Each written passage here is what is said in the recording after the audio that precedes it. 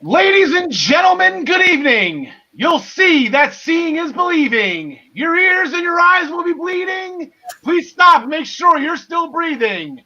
Welcome to the show. Please come inside. Ladies and gentlemen, welcome to episode 23. And just like what WrestleMania 23 did, they kicked off with saliva. So I figured, why not us too? We are all grown up now, boys. Episode 23. This is our ECW walking down the aisle. The old ECW music, walking through the stands. Rob Van Dam, Tommy Dreamer, Sabu, and Sandman. That match was not even remotely close to being 5 stars, but the entrance itself, that was just absolutely incredible. We had the Battle of the Billionaires, I believe, on that. I don't know if we can talk about that match too much with present day politics. WWE Hall of Famer was in that match, or his hair was on the line. Anyway, and like I said, we had another honey of a Money in the Bank ladder match at WrestleMania 23. Mr. Kennedy came out with the win, and also, like I said a couple episodes ago, that cost Edge his 5-match losing streak. Jeff Hardy off the top of a ladder through Edge, and then Edge was carted out on a stretcher. But again, like I said, we are all grown up today. Joining us once again, the first ever PWP champion, the living legend, John DeConnie. John, how are you today, pal? All right. Glad to be back as always. And joining us again, as always, up in that top right corner that he calls home now, John Smith. How is everything from your end today? Good, man. Good to be on the Michael Jordan episode today. The GOAT episode, the real GOAT. Yeah, the real GOAT. I guess the Seattle Storm got their WWE Championship belt. I saw that. I guess Hunter's got to send one to the Lakers now too, right? So on today's episode, the New Day, for the 9th time, speaking of record-setting championship reigns, the New Day regained the SmackDown Tag Team Championships. That is their 9th. We'll get into that. There was an eclipse on NXT for the first time in a long time. That was pretty cool. Eric Young is not letting Rich Swann heel for Bound for Glory. Lana got the biggest win of her career last night. We'll actually we'll dive into some Lana conversation today. We have a huge tag team match that's going to main event NXT UK on Thursday. Ryan Joy will be here to discuss us with that. Unfortunately, Gary cannot be here today. He got a prior commitment. He will be back next week, Gary. We will talk to you then. I do have some notes from him to pass along as well. He is not too happy that his pick for the Heritage Cup, Flash Morgan Webster, got bounced in the first round. But Ryan Joy will take over NXT UK for Gary this week, and he will also be here. This is the final week for the G1 Climax, as well as the quarterfinals in the Pure Championship Tournament have started. We're going to reveal number 24 on my top 30 favorite WrestleMania list, counting down to WrestleMania 37. Originally scheduled for SoFi Stadium, might be moved to Raymond James Stadium. You can do anything you want in Florida, right? So I guess that's the rumor going around. We're going to make our picks for this week's upcoming shows, sponsored by Minutes to Bell Time. Presented by MinutesToBellTime.com and sponsored by ProWrestlingPick'em.com. Play against your friends, play against the universe. Included with those picks, we're including into our pool the first anniversary show for AEW Dynamite's first anniversary. They got 4 championship matches coming up, so they got a big show tomorrow night. We're going to include that into our pool, so we're going to main event the show with those picks. But first, it's a cold, windy day here. I got the windows open. It is a little drafty here in North Jersey today, so we might as well just start with that. I love these episodes with the draft guys. I'm not sure about you. It's a nice shake-up. It's a nice this, that, and the other thing. A couple people moved. We were right on some cases. We were wrong on others. John DeConnie, specifically, Lana did not get drafted by AEW. In turn, she probably, like I said, the biggest win of her career. But John DeConnie, we can start with you first here. Your thoughts on the draft overall, your takeaways. What do we got? Well, I think my favorite part of the draft is the complete lack of any consistency. Like, the Hurt Business, we'll take 4 guys at once with the Hurt Business, but then we'll break up Otis and Tucker, and we'll take, we'll take the new tag team champions in Kofi and Xavier, but Big E gets drafted a second later. The other show, it's definitely it's a fun 2 nights, but again, Retribution, 5 people at once, so I'll go over here. There's just no consistency, and it just makes me giggle every time. Yeah, I wonder what USA Network has against Big E, John Smith. What the heck? I don't know, and it's like consistency between years too. I mean, sometimes it's you're plucking guys from the other show only. Now you had to draft guys that you all already belonged to you.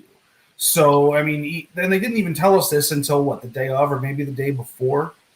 So, I mean, the fact that that they were all put into separate pools, it didn't make much sense. So why were certain guys in one pool and not in the other? All the champs were on Friday, except for one of them on Monday. Mm-hmm. So, I mean, yeah, it just didn't make much sense. I mean, other than that, it's nice to have the shakeup. They'll get things are getting stale in some areas. So, yeah, well, I like to see that. Yeah, so they did the pool thing last year, if I remember correctly. But shout out to WWE this year. When they put the pools on WWE.com, they actually listed them alphabetically this year. Last year, if I remember correctly, they actually listed them in draft order. So that they kind of spoiled their own on that one. So kudos. I believe that guy from last year probably got fired on the spot. Couple takeaways from my end. Let's just we'll go to on the scroll down the bottom. We'll do Mondays. There we go. There's the picture of Monday. Fun fact from last night. I did notice the top 21 picks. So Bray Wyatt was picked first from Raw, all the way down to the 21st pick, which was Nikki Cross, which was also a Raw pick. 15 of the 21 superstars selected were from the SmackDown side of the pool. So I guess SmackDown's roster was a lot more stacked than we originally imagined, because they went quick and they went early, including 8 straight picks from Baron Corbin in the 3rd round through the 4th to Nikki Cross in the 5th. So I guess SmackDown, maybe that's an unfair advantage. How did they not win last year's Survivor Series if this was the case? A couple of the things, like I said, John DeConnie.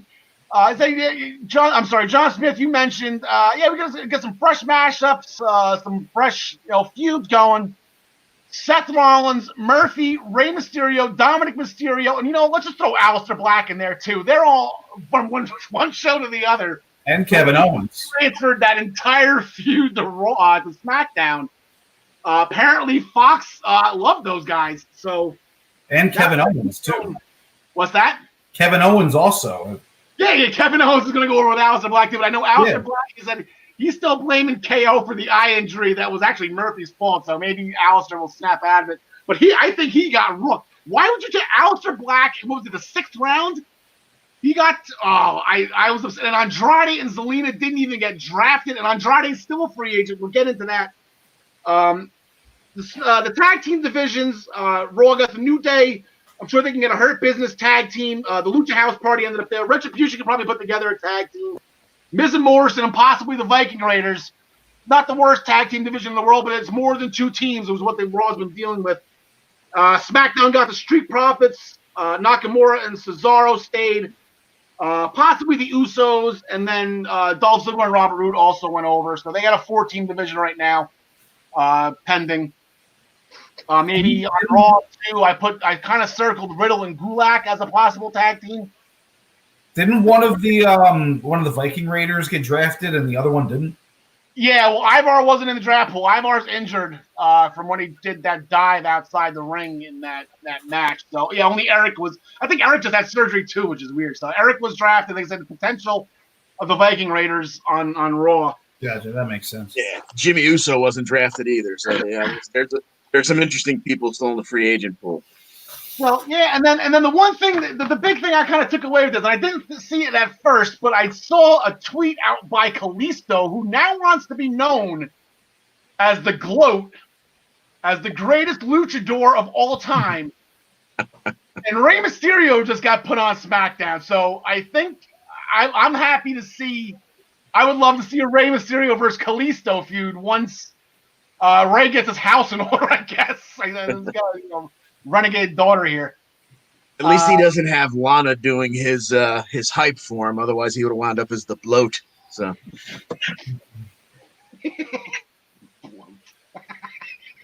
Sorry. No, that's it. We'll switch this back to SmackDown. I'm gonna keep going here. So this is the fun time, guys. I'm excited for the Survivor Series.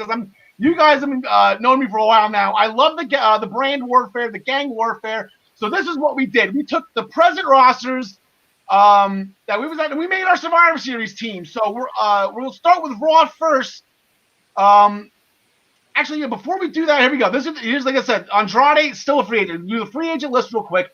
Ivar was injured. Mickey James still doesn't have a home. So Andrade, this is the old graphic. I put Ivar twice. Andrade and Mickey James are the only two leftovers from the pools that didn't get drafted. Everybody else is either a part-timer, injured, or pregnant. So all of these people do not have homes right now going in, but they are all under WWE contract. So there's a chance that we could be seeing all of these at some point in time soon. And don't give me that the Undertaker's retired. He's not. So here's the Raw roster. That was the complete Raw roster. That's new. They got Drew McIntyre first, as we can see from the bottom scroll. Keith Lee, Matt Riddle, Akira Tozawa, Tucker, Humberto Carrillo, Drew, all picked over Andrade. Most of them picked over Aleister Black, which is a crime in most states.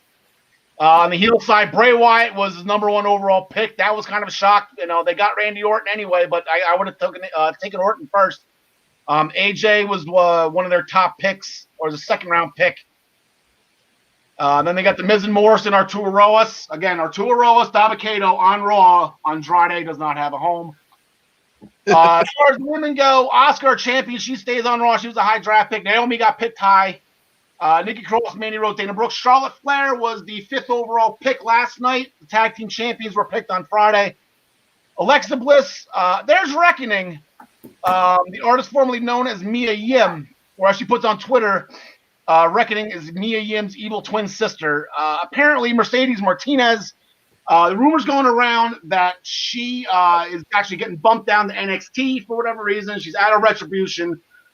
She was on the graphic on SmackDown for the pool for Monday, and they kept on listing her on WWE on the pool, and then the graphics showed up when Retribution got drafted, and she was not a part of it. So, John DeConnie, we'll give you Raw because I know that you're excited. Seth Rollins and Rey Mysterio, that whole debacle is away from you now.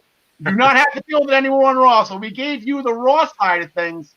Let us know what you're doing with Survivor Series here. Here's the Raw team that you put together. Okay, yeah. To go through it a little bit, I've got, in my estimation, McIntyre, because I expect him to lose to Orton in the cell. So, but either of those, whoever loses that match, I expect to be on the team. I expect AJ to kind of deem himself captain of the Raw locker room, and why wouldn't you have AJ Styles on your team if you could? I expect Keith Lee to be in there because after his excellent showing last year, kind of how do you not put him back in there this year? Braun Strowman, because who doesn't need a monster on their side? And rounding out the men's side with Matt Riddle because, bro. And then on the women's side, they made a point of reminding us that Charlotte still exists, so I expect her to not only, be around, but probably be at the top of that. Naomi, because we know she can go, I assume she will be around the top of the women's card. Mandy and Peyton, those are perhaps selfish choices because I don't want to have a show where those two are available and aren't on my TV screen. And I have Lana in there just for the poignant moment of having her face off against her ex-tag team partner, Natty. I assume she'll win her spot on the team by tripping backwards into a four-way elimination match or something like that where she accidentally comes out as the winner. And you know who's going to be involved in that? It's going to be a triple threat match. It's going to be Lana defeating both Shayna Baszler and Nia Jax It's going to be absolutely nuts.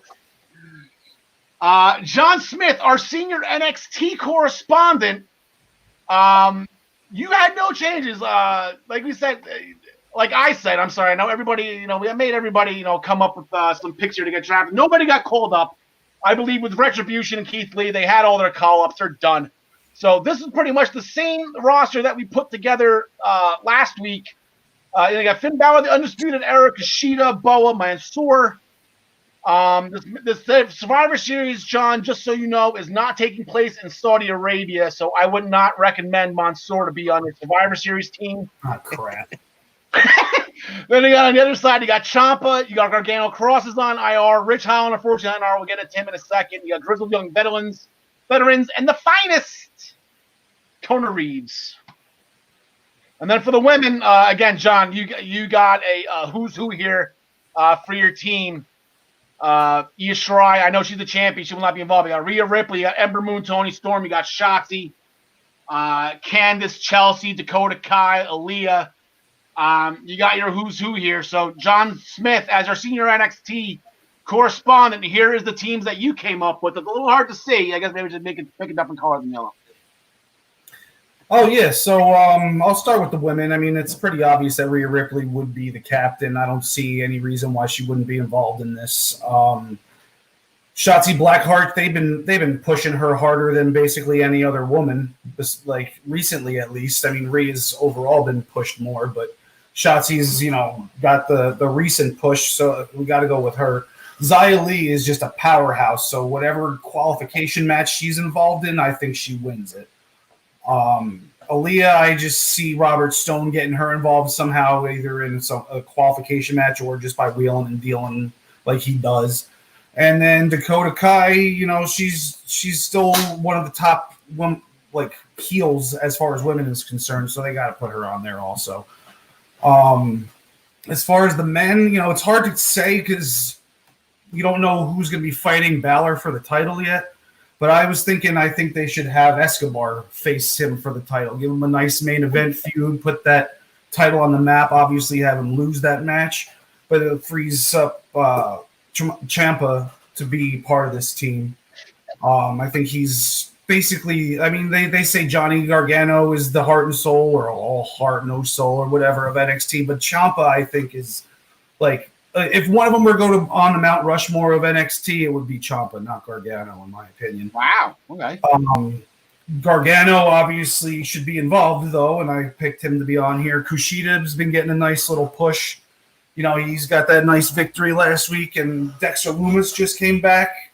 And I think it would be interesting for him and Cameron Grimes, even though they're going at it right now, to have to be forced to be on the same team. And that dynamic would be pretty cool, especially because I'd love to see Dexter Lumis go against some of the main roster guys, Yeah, I think Dexter Lumis, now that he's back, I kind of want to say he's a shoo-in for that team. He's one of the first people I thought of.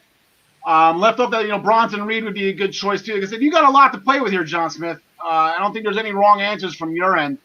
I said, in Xia Li, she's got that something. I guess Boa came out, and we'll talk about that in NXT, gave her that letter, so maybe they have some plans for her going forward. Yep. For SmackDown, I decided to take this one. These were their draft choices. This is the full roster on the men's side. You got Daniel Bryan, Kevin Owens. You got the Mysterios, Big E. We all that. I got Aleister Black to play with that low draft pick. I'm not exactly sure they're getting him involved in this. Lars Sullivan, I said his name once last week, and now he's just all over the place. Paul Ziggler and Robert Roode. And I said Kalisto, hopefully when they move the feud, the greatest luchador of all time. That feud with Rey Mysterio is hopefully on the horizon. Women's division didn't look too strong. I don't have a lot to play with here. Earlier this morning, they announced that Zelina Vega, Tamina, and Billie Kay were also added to this roster. But Fox apparently not a big fan of the women's wrestling, with the exception of Bayley, Sasha Banks, and Bianca Belair, who were all drafted very high. Then they kind of, I guess, just forgot about him. I have no idea what Fox is doing, or what that robot's doing, right? What's the robot thing? Cletus? Yep. So this is the teams I came up with for the men. Seth Rollins, he's our leader. You heard it last night on Raw. He's going to come lead SmackDown to the promised land. And this whole thing started with Seth Rollins last year at Survivor Series. This is when he snapped.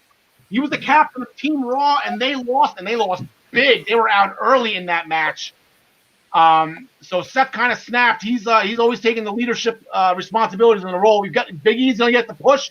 Got to keep him going. Kevin Owens with the big win over Aleister Black. Convincing win that we'll talk about in a little bit. So I'll put Kevin Owens on there. Ray, I don't think, Ray's been a part of the SmackDown. He's back home now. I think he's originally drafted, he's not drafted by SmackDown back in 2002 or whatever it was, but he came in. He bleeds blue, and then you got to get some size out there. So give me Baron Corbin. On the women's side, like I said, not a lot to play with here. Sasha Banks, Bianca Belair, those are obvious. Carmella's got the new gimmick going. Might as well throw her in there. And then I have to go with the Riot Squad. Like I said, I would love to put Zelina Vega on this, but I have to take one of them out. Not to mention, like I said, she wasn't even drafted, so who knows if they have any plans for her or what they're doing. So we'll leave the Riot Squad in there as a unit. And not to mention, I need somebody from Jersey on one of these teams. So this is what we have, guys. This is our match. Again, a little hard to see here, but we got the men's side and the women's side of the brand warfare matchups here. John DeConnie, bias aside, like I said on the bottom, like I said, you can sneak in a little 4-on-4 Hurt Business versus Retribution if you need to. John DeConnie, knee-jerk reactions here. Who do you like in these matches? Oh God. In terms of the women's matches, it's really hard to go against the NXT squad. In terms of the men's match, geez, I don't know that I could bet against a team that has AJ Styles on it, especially when it's also backed up by Keith Lee and Braun Strowman. All right, John Smith, what about you? I think they would end up giving Keith Lee the sole survivor in that men's one. Wow. All right. Yeah. And then as far as the women's, I gotta go with NXT. They're too good. They don't have any weak links on that team. No, they don't. But Raw's got Charlotte Flair, and like I said, John DeConnie or somebody nailed it right in the head. Raw's also got Keith Lee. So right now, if those are the teams we predict correctly, I'm taking Raw on both of them.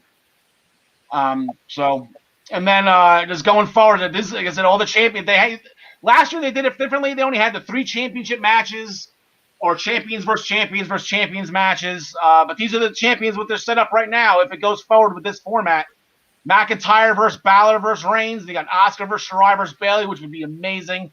Lashley, Priest, and Sami Zayn. See how fast Sami can run in that one.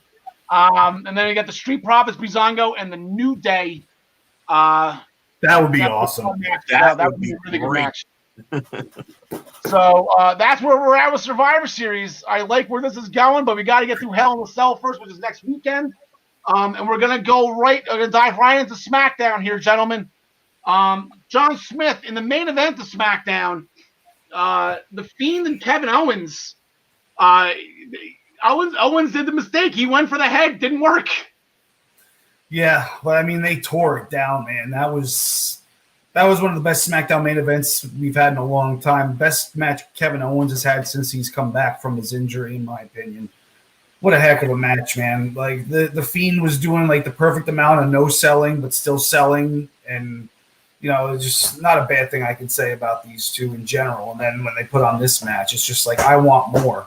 But now they're going to be on separate shows. They both got switched. I was hoping I had called for the switch of KO and Alistair, but for the Fiend to stay. I didn't think that he would be gone. But yeah, I did not think they would take the Fiend off of SmackDown. I thought he had a nice little home on Fox with him and Alexa Bliss, and I thought that was a good ratings point for Fox. That kind of shocked me when the Fiend got drafted first overall to Raw.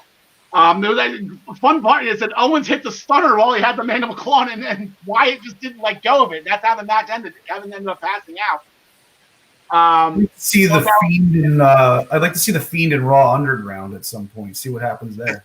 Imagine that. That'd be pretty nuts. And he just drops Dabba-Kato and all those guys. That'd be pretty fun. And then to start the show off, John DeConnie. speaking of tearing it down, Big E and Sheamus, holy crap. Yeah, Big E and Sheamus got to say their goodbyes to each other as now they are on separate rosters going forward. And to borrow a quote from the great Prince Humperdinck, there was a mighty duel. It ranged all over. They started in the ring. They wound up at a makeshift pancake table, I believe, because there was flour and eggs involved. And it would all come to a head in the parking structure, in some kind of parking structure, where there luckily was a random table next to an automobile for Big E to hit the big ending through the table and pin Sheamus for the victory. Yeah, that was the check-in table where they had the masks and the temperature gun and all that. So yeah, you can park next to that. That's fine. Humperdinck. Yeah, big ending off the card through the table. And then Big E got a little bit of surprise. His buddies were back, and they went directly. It was a beeline for Cesaro and Shinsuke Nakamura, who took the title from the New Day way back when at the Bleak show at Extreme Rules, where they put Kofi through the table, and that's what put Kofi out for as long as he was. I believe it was about a month or so. And they had their match, and the New Day, they captured their 9th tag team championship. It was, they won the SmackDown tag, and we saw last night they switched with the Street Profits because the New Day got drafted to Raw. But here's the all-time list. They tied the Dudleys with their 9th tag team championship reign. They just cleared the Hardy Boys with 8. Funny to see the New Age Outlaws up there. I think people sleep on them, but if you look at the Dudleys, that's Hall of Fame. The Hardys will be in the Hall of Fame. Edge is in the Hall of Fame. Christian, we're still, I wait every single freaking year for him. The Outlaws are in. The Outlaws are in as members of the Generation X. There's a lot of Hall of Famers on this list, and I guess the New Day. I mean, no reason, I guess, why they should not join them just for this fact alone. Absolutely. Not to mention Kofi's tenure as a singles competitor. So history was made, and like I said, those SmackDown tag titles turned into Raw. But they are going to give their New Day their farewell match, I guess, together. There's going to be a 6-man tag team match on the season premiere of SmackDown with a New Day going to team up for the first time in 2020. That Woods has been out for a very long time with that Achilles injury. And they're going to take on Cesaro and his 2 most prominent tag team partners of all time, Sheamus and Shinsuke Nakamura. Hopefully Tyson Kidd will be in their corner on that one. To get the complete full effect of Cesaro here. John Smith, who do you got on this one? I mean, my heart says Cesaro, Sheamus, and Nakamura, but it's the last hurrah for the New Day before they're split up, at least for now. I don't see this split up lasting forever, but for now, so I can't see them losing unless it's to set up some crazy sort of angle where they all get like destroyed by somebody, like Retribution, but I don't see that happening. John McConney. Yeah, I concur. I see a victory by the New Day followed by a long embrace afterwards and a tearful goodbye. Yeah, I'm kind of hoping. I don't think they will because there's a Universal title match. I kind of was hoping they would main event with this just to give them the send off, the New Day send off. Unfortunately, like I said, I that was one of the things I got half right. I called the New Day split up with the draft, but I had Big E going to Raw on that one. I didn't say you didn't know Kofi and Xavier Woods was cleared. I'll go with the New Day. We'll get the happy ending on this one. They're positive guys.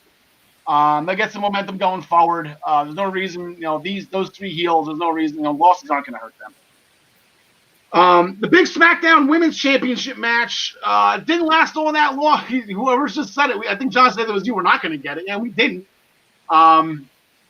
Bayley used the chair, cracked Sasha Banks with it in the midsection, the cause of disqualification. So to be continued with that, Sasha Banks threw out the challenge for Hell in a Cell. Bayley has yet to accept and I don't think they would throw it out there and then not do it. So we will talk about that more in detail next week when we make our pitch for Hell in a Cell. Challenged her to a cell match? What's that? Did she challenge her to a cell match or just a match at Hell in a Cell? In the cell. In the cell? Yep. So Bailey, so the cheating's legal. Bailey's not gonna do. She can't take a chair shot to get out of the.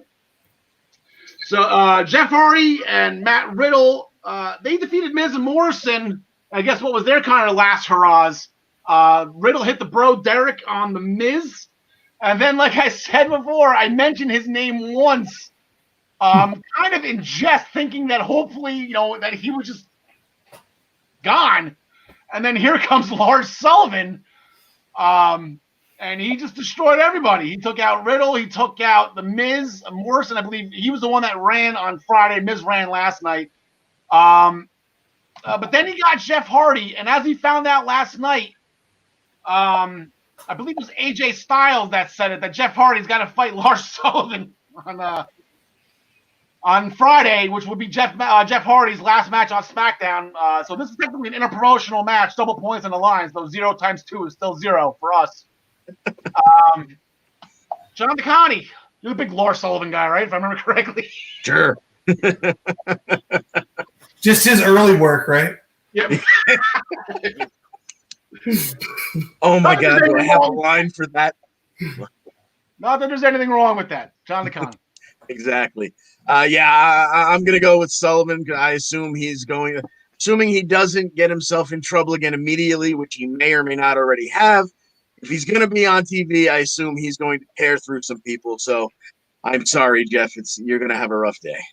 Yeah, I'm going to go with that one too. I think maybe he goes too far. Maybe gets himself disqualified would be the only reason why I would say Jeff Hardy would win this match. John Smith? Yeah, I got Lars winning this, and this is your fault because Vince watches every week, right? If I know. You heard. You know what? Then this wouldn't have happened. He probably was like, "Oh yeah, he's still under contract." I forgot. Lars Sullivan. He likes videos, right? Puke emoji. And then I don't say pretty random, but I guess they're gonna put the final exclamation point on this feud. I guess Braun Strowman never got his piece of Roman Reigns after everything that happened at SummerSlam, and then Payback, I believe, was the show after that. We had the back-to-back weekends of WWE pay-per-views. This is a Universal Championship match. Roman's putting it on the line. And I wanted to give a shout-out right now to Ryan Joy. I know he's backstage in Gorilla for using this particular Braun Strowman picture. This is the one that's taken off TV. Now, decide on whether or not he looks like a giant baby with a beard or like a woman, doing like a filter on her phone with a huge head and a fake beard. This is just a god-awful picture of Braun Strowman. I'm the bearded lady. It is. It looks like the bearded lady in the circus, or like a bearded baby, and like his head on a mask. I don't know. This picture is just absolutely awful. But I digress. John Smith. John Smith, he brought a that beard looks like it's made of nutria, actually. You remember that Seinfeld episode when George has the Russian hat made from nutria, which is rats? You gonna give Braun a shot here, John? No. I mean, I don't think he comes out looking weak though, because he's got to stay strong moving over to the other brand. Yeah, this is interesting. Like I said, Roman's not going to lose. He's definitely not going to get pinned. I don't think. But both guys got to remain strong. If you're going to throw Braun Strowman in a feud with Keith Lee here, what are we doing, John DeConnie? Yeah, that was my idea. Was almost this is a main event. I know they don't like to do this on main events, but I almost don't see an ending to that. Because otherwise, who comes out looking good here? So I was thinking maybe I didn't realize. I forgot for a second that Strowman going forward might be tangling with Keith Lee. I almost half thought maybe Dabba-Kato comes out and attacks him or something like that. But I do not see Braun coming away with the title, obviously. No, I think that's the major. Yeah, it's gonna be interesting to see how they pull it off. Last night on Raw, as we alluded to in the headlines, holy Lana. Okay, so the Battle Royal, which I was severely disappointed in. Because the rumors going around, and I bit hook, line, and sinker that Eva Marie was coming back. She was going to hop in last night, and I thought they were putting that as the main event for her big return. I thought Christmas was coming early. Turns out it was just me. So they had the battle royal, and again, Lana gets put through a table. How she got outside, nobody saw how she went outside, but she got through the table, and she ended up pulling the Carmella at the end, and she got the win. Lana got the biggest win of her entire career. And I watched Raw Talk last night for the first time in forever, just to catch the last round of the draft. She's excited for this. She's got 2 divorces, a failed lesbian relationship, and now she lost her tag team partner and she can't win.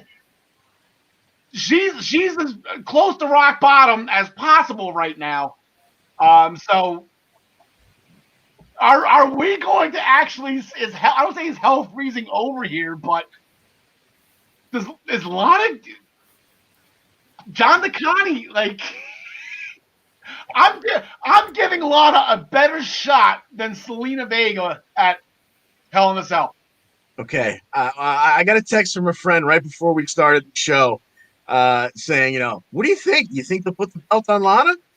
I said, if they do, I'm gonna play the part of Ryan Joy here for a second and book it all the way to WrestleMania.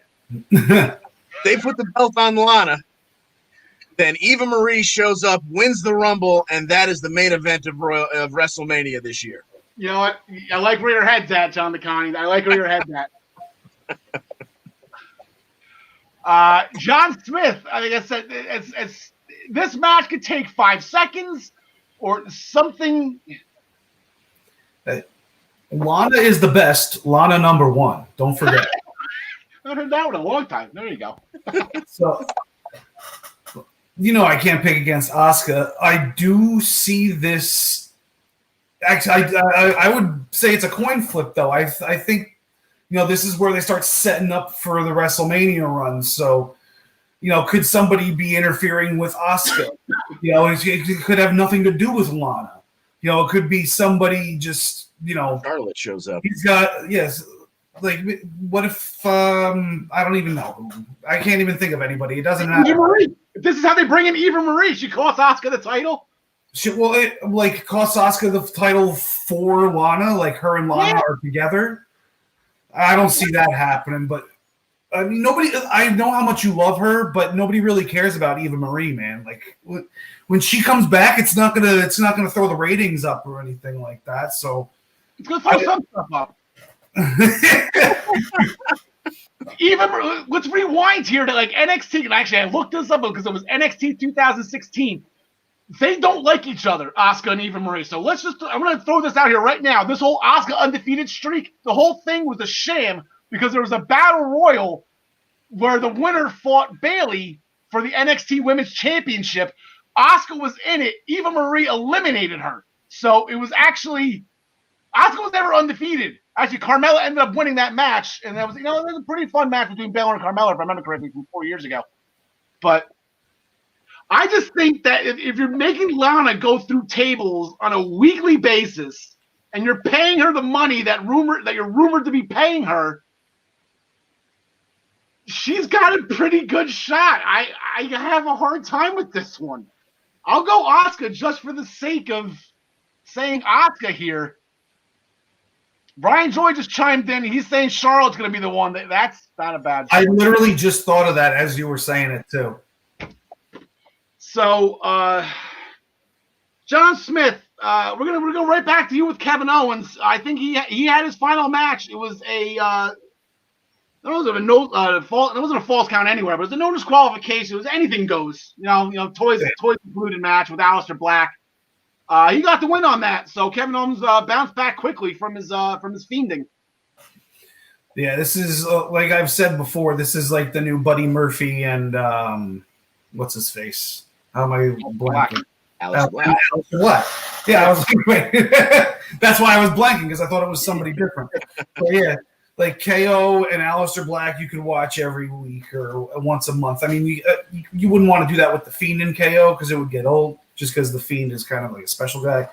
But, as far as this match is concerned, you can never go wrong with it, man. And the finish, Aleister Black one of the few times he's actually taken a clean finish for a loss.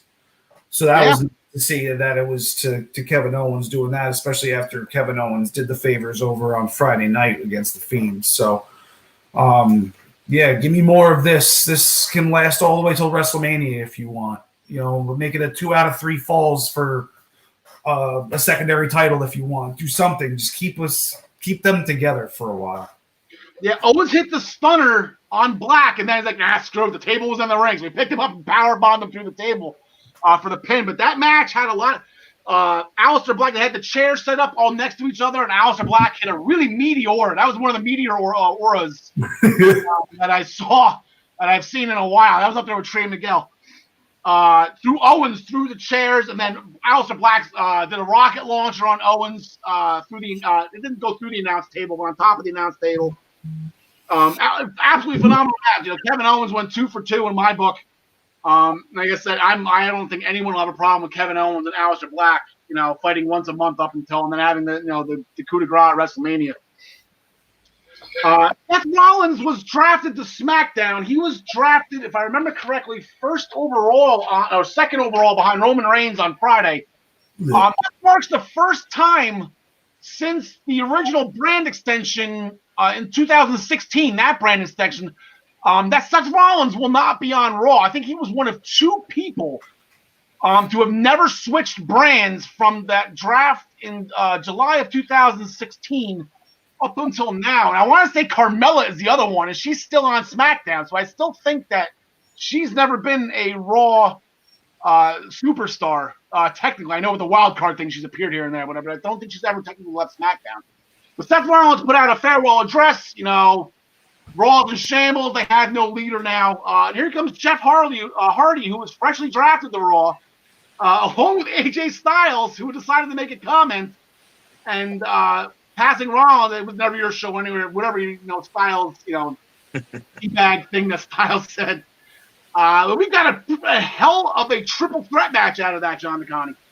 Indeed, we did, and the commentary team was nice enough to let us know the second the bell rang that, by the way, because it's a triple threat match, there's no disqualifications, and I suppose that should have been a harbinger because we got Hardy and Styles and Rollins rolling around, jumping around for a little while, quite entertaining, but it ended with a returning Elias and a smashed guitar.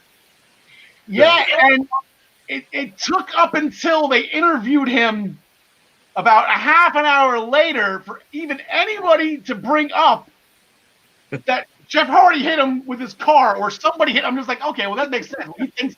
Maybe he thinks Jeff still did it, but no one's saying anything. Somebody's got to say it. Somebody say it. You're hit by a car.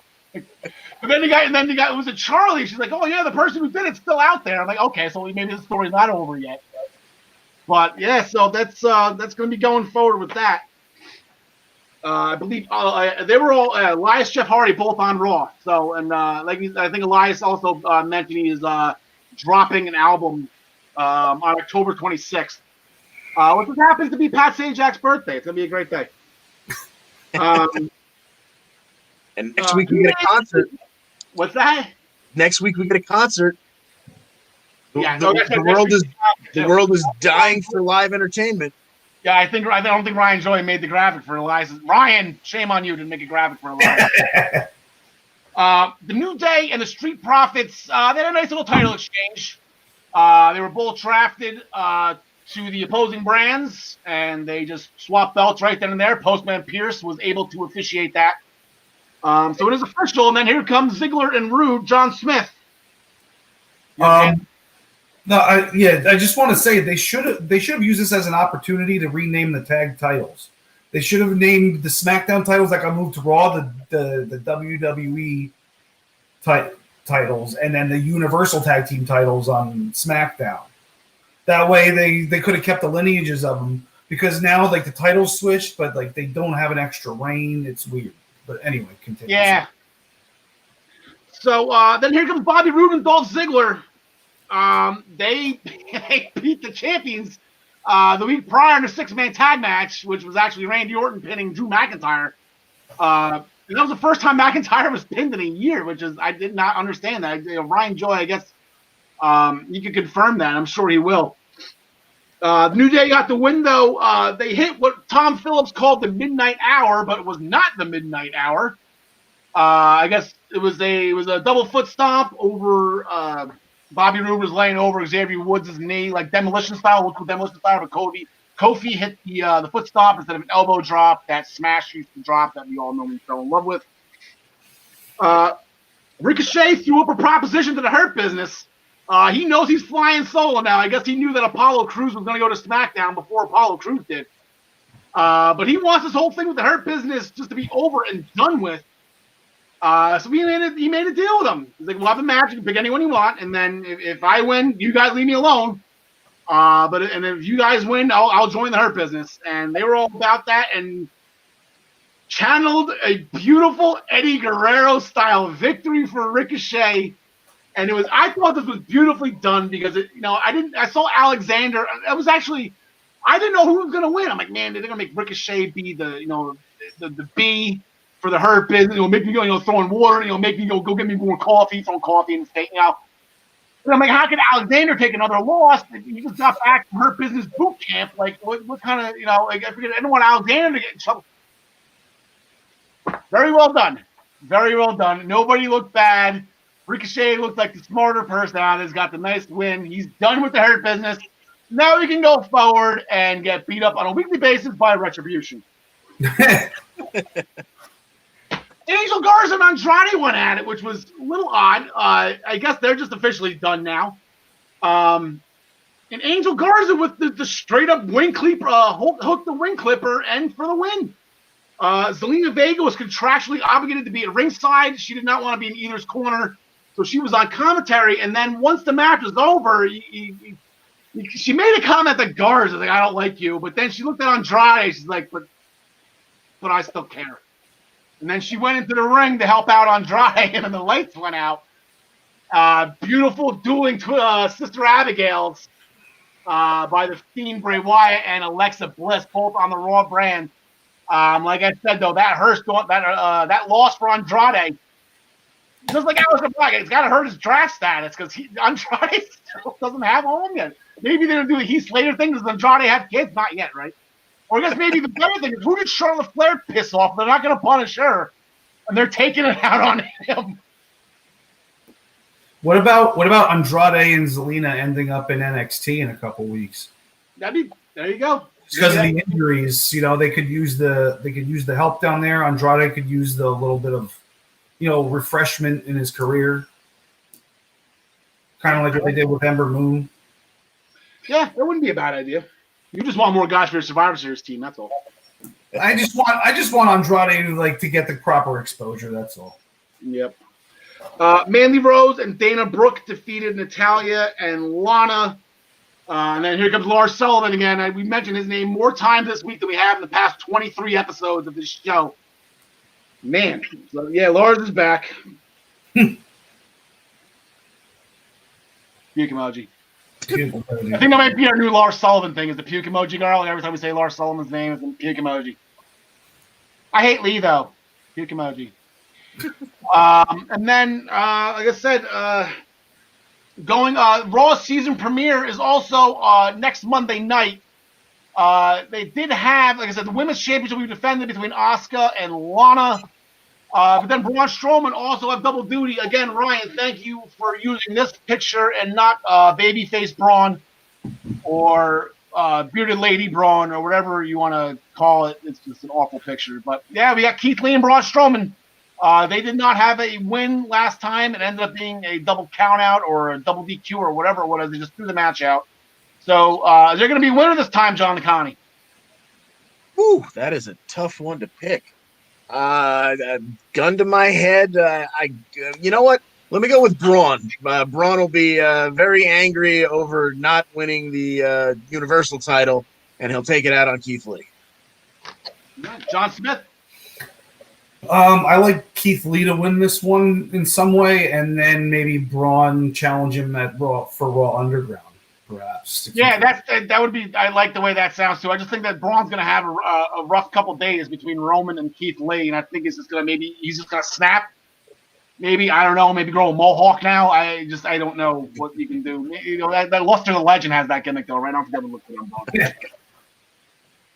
them. So that will do it for Raw, and we got to motor this right along here. I feel like this is going to be running long, but NXT, Ember Moon and Rhea Ripley. It was in the highlights. It was nice to see that eclipse. She nailed it, absolutely beautiful.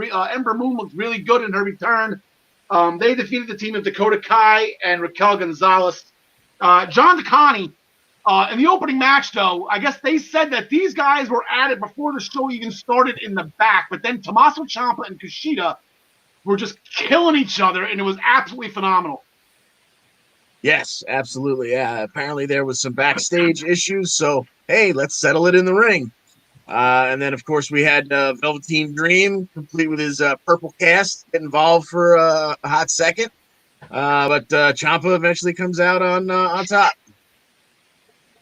Yeah. So Ciampa got the disqualification win because of the Velveteen Dream. Dream tried to hit Kushida, missed, and accidentally hit Ciampa. Ciampa, might have a little bit of a 3-person action because Ciampa wasn't happy. He got hit. More to come. Yeah, Austin Theory defeated my favorite enhancement talent of all time, Leon Ruff. After Ruff slipped on the top rope and then Theory turned it into an ATL. Very good match. Leon Ruff was shining in that match. He was flying all over the place. It was great. It's hot in Jacksonville. I can understand why he slipped. But then Austin Theory started shooting his mouth off again. And then John Smith, here comes your boy, back in action. How happy were you to see Dexter Lumis in ring? Very, very excited for that return. I like that it wasn't just a squash. I like that he had a little ring rust and he had to knock it off, and he had to do it against somebody like Theory, which was an awesome match. And then at the end, after Dexter put him out with whatever his arm triangle choke is called, Silence. Yeah. After that, then we get Cameron Grimes, baby, to the moon. My 2 favorite guys now are involved in a program together, and I can't be more happy. Cameron Grimes. I know John DeConnie. Okay, you're gonna touch on this a little bit later, but things that make me happy. Cameron Grimes makes me happy. He makes me smile every time he's on TV. I concur. Yep. Indy Hartwell. Okay, they're giving her a story now. So she sent the Garganos a new television for their guest room. The television that was broken in, I guess, the food fight or whatever it was when Tegan Knox had dinner with the Garganos. And then I guess there was a USB. There was something in the TV that they were watching, and it was highlighted from the number 1 contenders battle royal that Candice LeRae won. And Indy Hartwell kept on helping her out throughout the entire match. So Johnny was playing a fun character. What does that goof want? Oh, I like her. And then switching like time. So very good by Johnny. But I guess Indy Hartwell, welcome to the storylines. Okay, so Indy Hartwell's in this. To be continued with her. And speaking of laughing and having fun, and it was absolutely amazing. John Smith, dare I say, future NXT Tag Team Champions?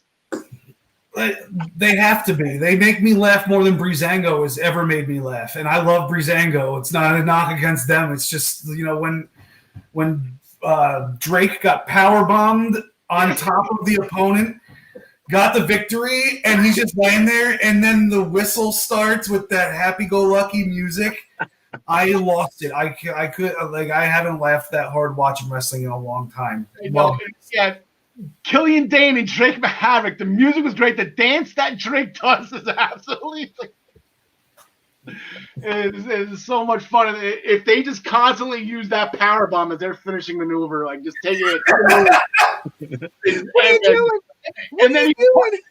And then in form, he punched him again after the match, but this time he felt a little bit bad, so he threw him over his shoulder, walked out here. The thumbs up from Drake at the end, so that's very good. This is going to be better than anything. This is like Booker and Goldust, but it's going to be so much better. This is going to be hysterical. Shotzi Blackheart defeated Xia Li.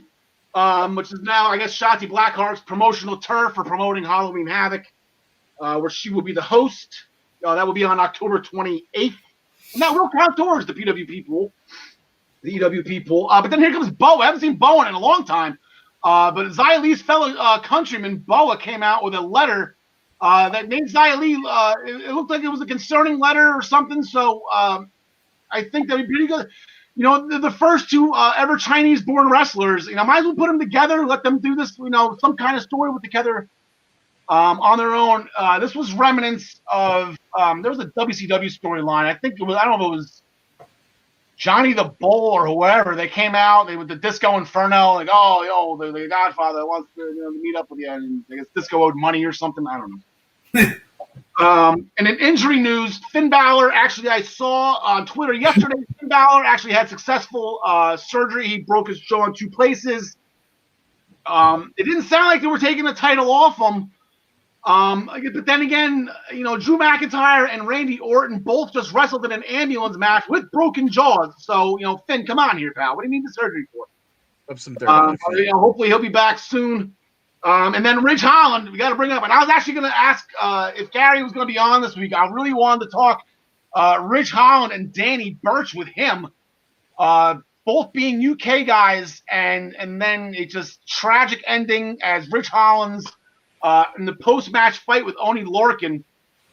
Lorcan did a dive out of the ring. Ridge went to catch him, and his leg completely just snapped. Didn't buckle. That snapped from under him. You can hear him screaming.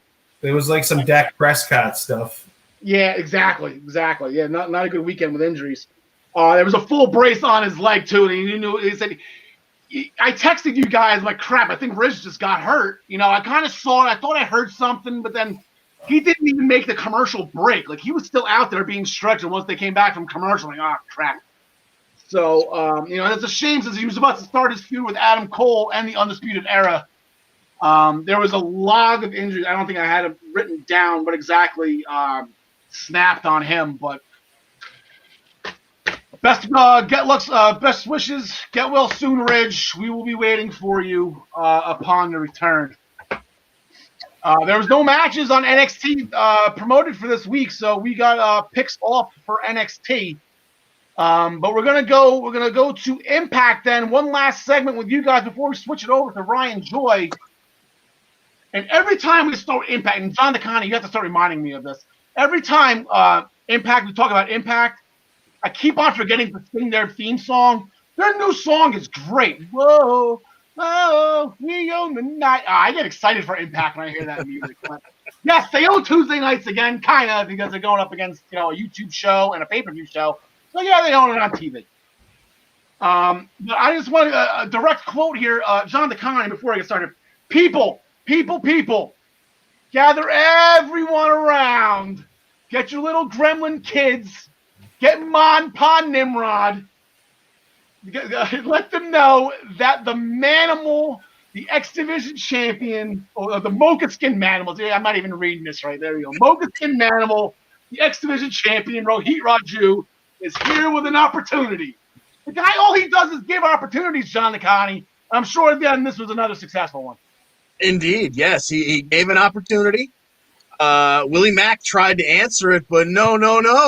This is not for you, sir. This is only for anyone who has not had an opportunity yet. And all of a sudden, we get the police sirens. Could it be? Thick Mama Pump answers the challenge, baby.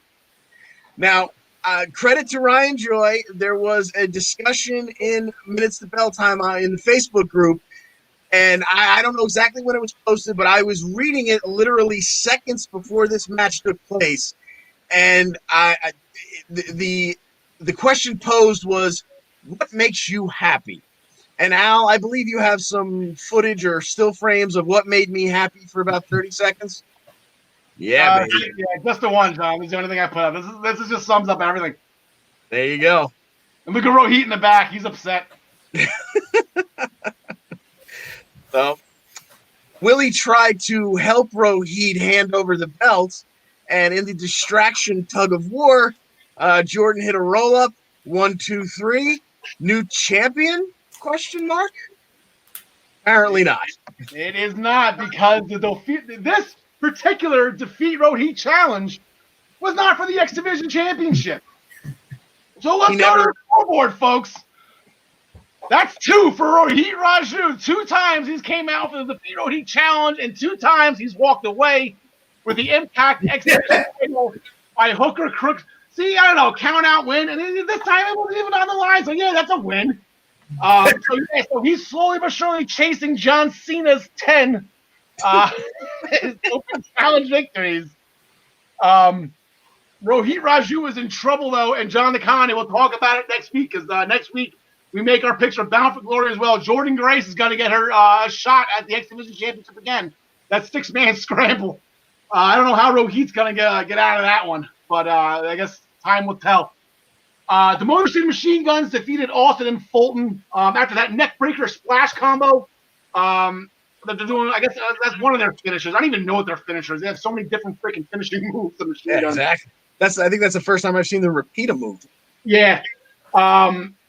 They did it on Madman Fulton and got the win. The North tried to interfere, but the Good Brothers came and thwarted that attempt. Quick shout out. I don't know if you saw with the Machine Guns they did during the match. They had Ace Austin in a predicament, and they made the tag. And they put the thumbs up, and then they tried to get him up for the Doomsday Device as a salute. They didn't hit the Doomsday Device as a salute for Legion of Doom, but they did the thumbs up, and they shout out to Animal and the Legion of Doom. So going into that now, Batman Fulton put on Twitter, and he can't sum up a storyline bigger than this. You cost me my match, so now I'm mad. So that's why this match is happening. So Badman Fulton and Doc Gallows, they're going to get at it. We got 2 big hosses here. I dare say the 2 biggest guys in Impact height-wise. I believe AC Romero has that distinction width-wise. John Nakani are... So... yes. That was good. John Nakani. You caught me on a. I was drinking. John Nakani. Me. Oh God, I will go with Gallows for the simple fact of just keep it rolling for the Good Brothers.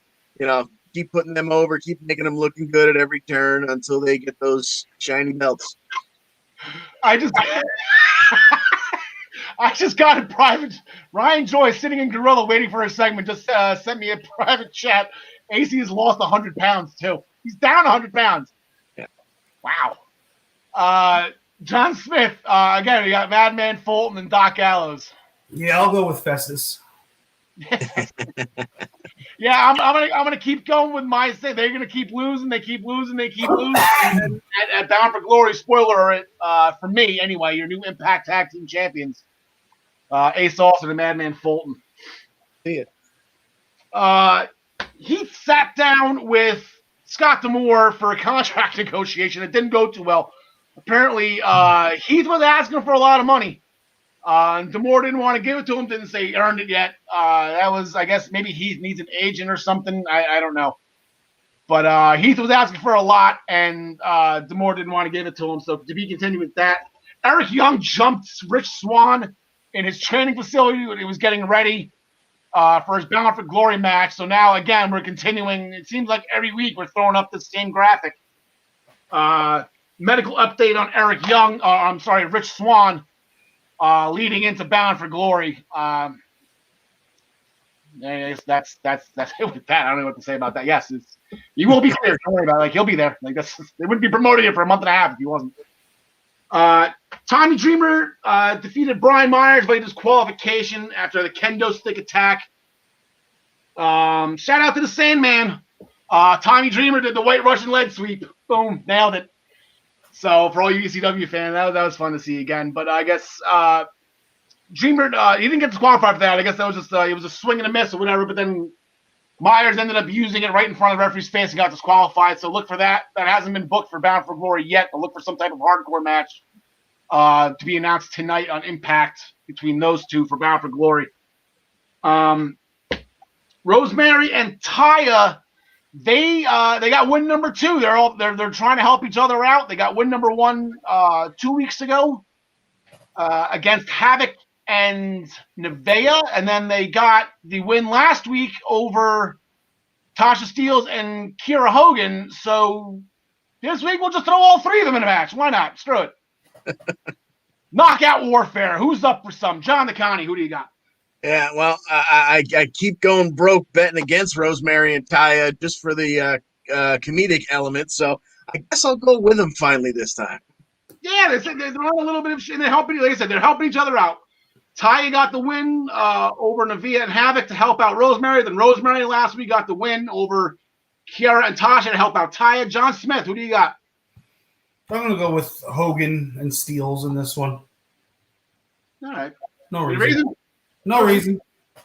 Just because it's a Jersey girl on that team, John. Actually, Tasha's from Newark. She's a Jersey girl. Yeah, I'm gonna stick with Rosemary and Taya. And I'm assuming, I think from what Bravo said last week too, I guess the wedding is at Bound for Glory, right? This all has to be wrapped up with Father James Mitchell by Bound for Glory, right? Like this is got to be back. Yep. Kimberly and Kylie Ray had an exchange backstage. Kimberly was not talking nice about Susie, and that upset Kylie Ray. So, man, I don't have that graphic. I'll screw that one up. All right, so that match is happening. We have Kimberly and Kylie Ray going into tonight. John LeConnie, who do you got? I'm gonna go with the number 1 contender, Kylie Ray. We started to see a little bit of her.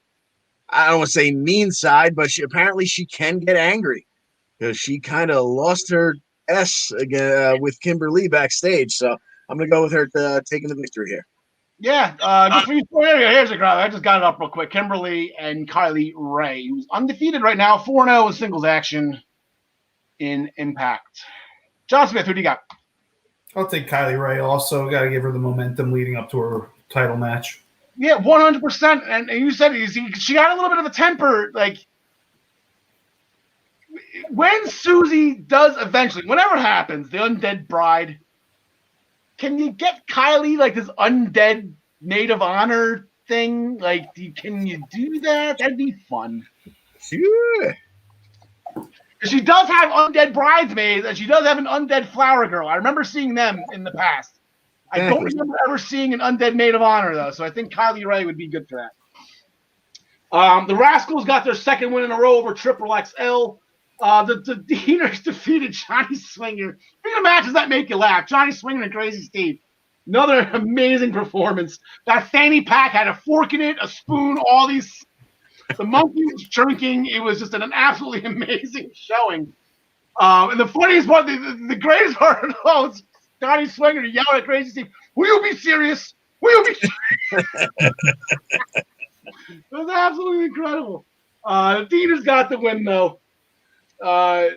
Crazy Steve, I guess Swinger tried to use the monkey as a weapon, and Crazy Steve didn't like that, so Steve out.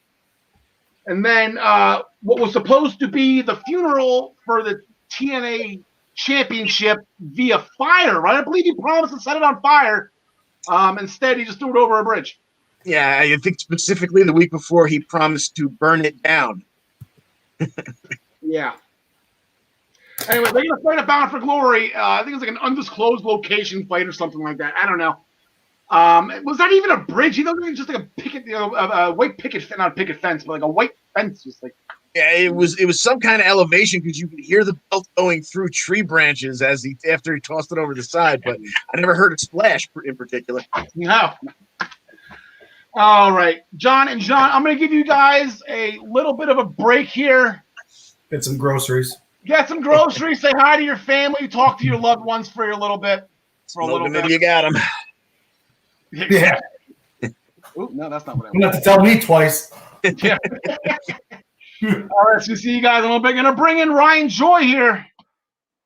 Ryan, top of the morning to you. I'm sorry, that's what I usually say to Gary when it comes on. How's everything going? No, Al, I'm glad you're here. I've had some family recently tell me I need to get an attitude adjustment. They said I need to start acting like a winner.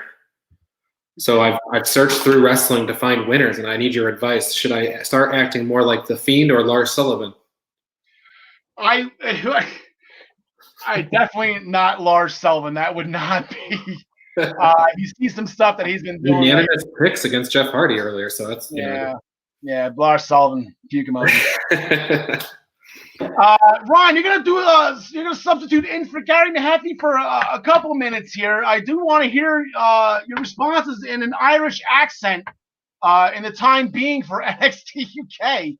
Every time I've tried to do that, it's not come out well. So I can't. I'm 50% Irish. I can't do it either. A-Kid got the win over Flash Morgan Webster. 2-1. He got the 2-1 victory. It was a 5th round finish to advance in the semifinals in the Heritage Cup, and he's going to be going against Noam Dar next.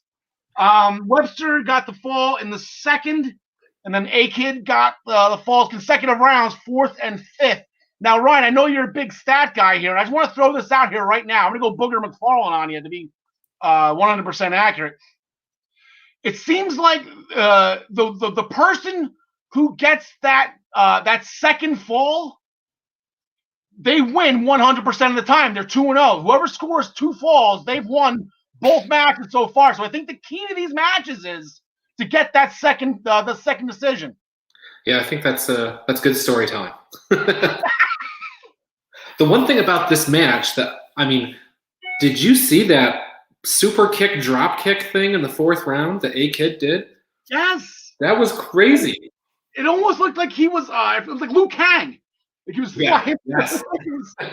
I wrote it down in my notes. I go, super kick, but kind of a modified drop kick too. It's pretty awesome. Yeah, so like I said, unfortunately, that was Gary's pick to win this whole thing. Flash Morgan Webster, unfortunately, did not come to fruition, but an absolute fun, Heritage Cup 2 for 2 right now in my book. Both matches have been phenomenal. The round, the 20-second breaks in between rounds hasn't been. You hardly even notice. Like you blink and it starts back up again. So it's. What I really like, and I thought it was really evident in this A-Kid and Webster match, is that they started out very technical. You had like holds, exchange of holds. Then you got into the later rounds where you saw a Spanish fly and things like that. So you kind of see styles morph over the course of the match. Actually, Gary did email me this. Actually, it's funny you mentioned that. It's a great match between A-Kid and Flash, even though my boy lost. They're best known for being flyers, so having a technical match with a modern twist was excellent. Yep. They need to either have a qualifier go 6 rounds or finish in the first 2 or 3 going forward. Because both those the first 2 matches so far both ended in the 5th round by a score of 2-1. So that's all right. Let's crawl before we walk here. I'm okay with this going forward so far. But here is the updated bracket so far. In the Heritage Cups, there's Noam Dar, there's A-Kid. And it's weird. It's not A-Kid. It's A-Kid. It's like one word. It's not like 1, 2, 3 kid. I don't know. They put the emphasis on the wrong syllable, Ryan. Oh, I apologize. It sounds weird. I don't know. But next up, we got Bomber Dave Mastiff and Joseph Connors. They're going to be going at it this Thursday afternoon, our time, 8 p.m. overseas. Gary's going, he said Big Dave, but he's not talking about Melter. He wanted to make that abundantly clear. He's not talking about Dave. He wants Big Dave Mastiff. Connors. I'm going to agree with him. I think Mastiff's a tough guy to get out. He's going to be a tough out. Yeah, and I agree too. And the thing to note about Dave Mastiff, the 1 in the 3-1, that was against Walter. So pretty much undefeated unless he's facing Walter. Yeah. And I do believe I think it was in 2020. I said I know he had a phenomenal no holds barred or whatever match with Joe Coffey at one of the takeovers. It was absolutely great. But Bomber Dave Mastiff, he's a tough guy. Connors has beaten A-Kid this year, but he lost to him. That was his. That's the 1-1 he's got. Yeah, Joseph Connors was in the original UK Championship tournament, the one that Tyler Bate won to become the first ever champion. Maybe have a good showing here, get some steam going under his tuchus. I guess I don't know if they say that over in England. On a side note, after the match between A-Kid and Flash Morgan Webster was taken out backstage, similar to what happened to Mark Andrews way back when. And I guess Andrews still recovering from that assault before the pandemic back in April, which is why I guess he's not cleared to wrestle yet, which is why Webster's was flying it solo for this tournament. You notice anything weird about that, Ryan? Yeah, the Hunt was there, weren't they? I mean, every time it seems like the Hunt's been around them more and more. Primate. I had to make sure I wasn't the only one who caught that. Zaya Brookside got back on the winning side of things. Her and Danny Luna defeated Nina Samuels and Amal after a Brooksy bomb, power bomb combination on Amal. What's that? That move was something, wasn't it? I don't think I haven't seen something like that very recently. Yeah, so Samuels left the match. Amal tagged herself in. Nina Samuels did not like that, so she pulled a Rick Martel and bounced. Yep. Left them all hung out to dry. They went at it later on in the show, which we'll get to. Actually, right now, because the next thing up was that Kaylee Ray's State of the Union address. According to Gary, let's see what we got here. Good character development for the women's roster. While there's almost too much going on in the last segment, they did have the desire to push the women. Looks like my girl Aoife Valkyrie is in for a push, and Zaya won. So you want to give a shout out to Zaya Brookside as well. Plus Ireland's own Aoife Valkyrie. She got a move in there. Like I said, no Piper. She was. They were all involved. Yep. So and pretty Valkyrie, they were pushing her hard before the shutdown.